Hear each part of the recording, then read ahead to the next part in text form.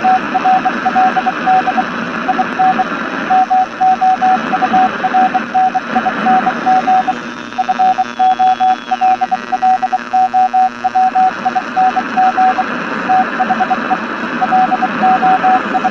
hear me.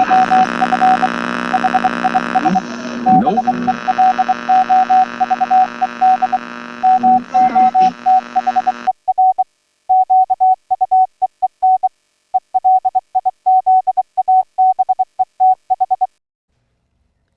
I speak to you today with feelings of profound sorrow. Throughout her life, Her Majesty the Queen, my beloved mother, was an inspiration, an example to me and to all my family. And we owe her the most heartfelt debt any family could owe to their mother, for her love, affection, guidance, understanding, and example. Queen Elizabeth was a life well lived, a promise with destiny kept, and she is mourned most deeply in her passing. That promise of lifelong service I renew to you all today.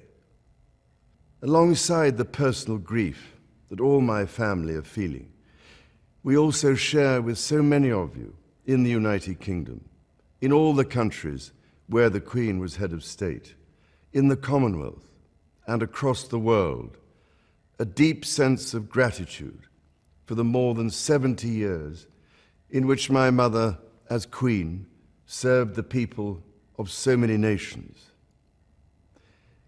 In 1947, on her 21st birthday, she pledged in a broadcast from Cape Town to the Commonwealth to devote her life, whether it be short or long, to the service of her peoples. That was more than a promise. It was a profound personal commitment which defined her whole life. She made sacrifices for duty. Her dedication and devotion as sovereign never wavered through times of change and progress, through times of joy and celebration, and through times of sadness and loss.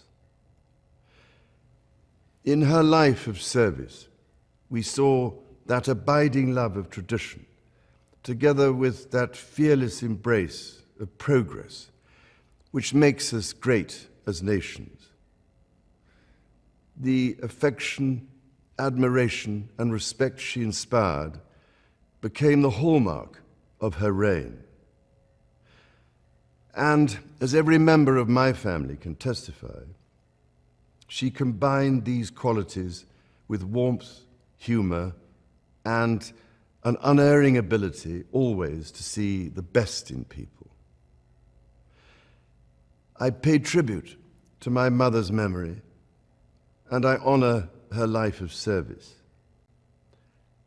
I know that her death brings great sadness to so many of you, and I share that sense of loss beyond measure with you all.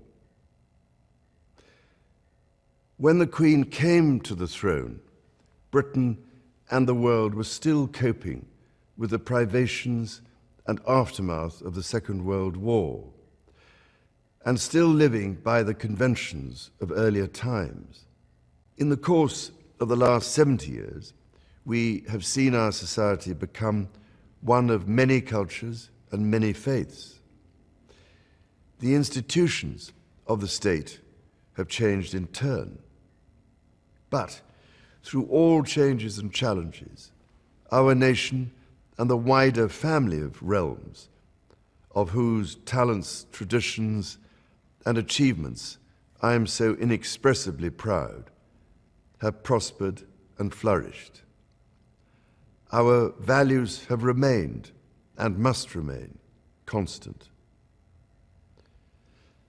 The role and the duties of monarchy also remain, as does the sovereign's particular relationship and responsibility towards the Church of England. The Church in which my own faith is so deeply rooted. In that faith and the values it inspires, I have been brought up to cherish a sense of duty to others and to hold in the greatest respect the precious traditions, freedoms, and responsibilities of our unique history and our system of parliamentary government. As the Queen herself did with such unswerving devotion, I too now solemnly pledge myself, throughout the remaining time God grants me, to uphold the constitutional principles at the heart of our nation. And wherever you may live in the United Kingdom, or in the realms and territories across the world, and whatever may be your background or beliefs, I shall endeavor to serve you with loyalty, respect, and love, as I have throughout my life. My life will, of course, change as I take up my new responsibilities.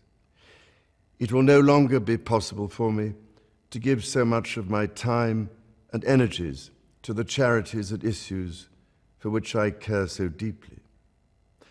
But I know this important work will go on in the trusted hands of others. This is also a time of change for my family.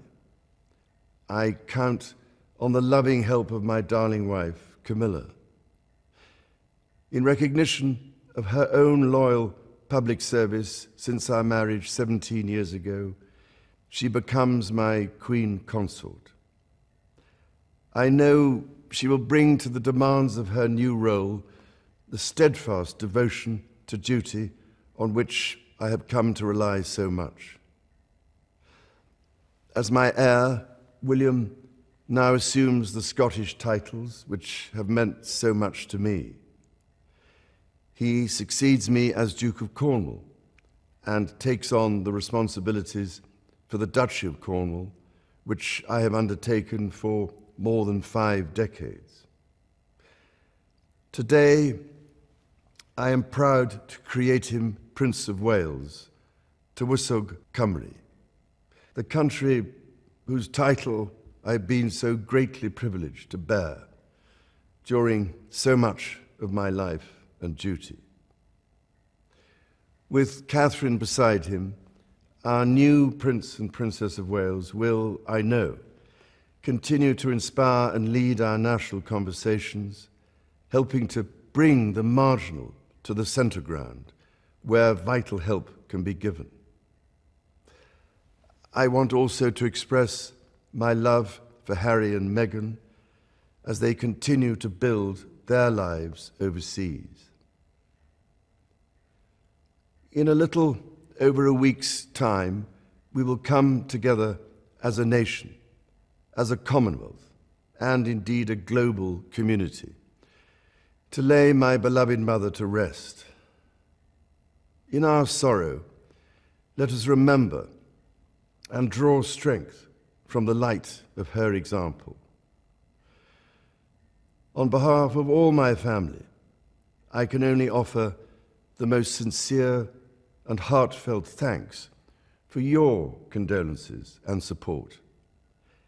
They mean more to me than I can ever possibly express.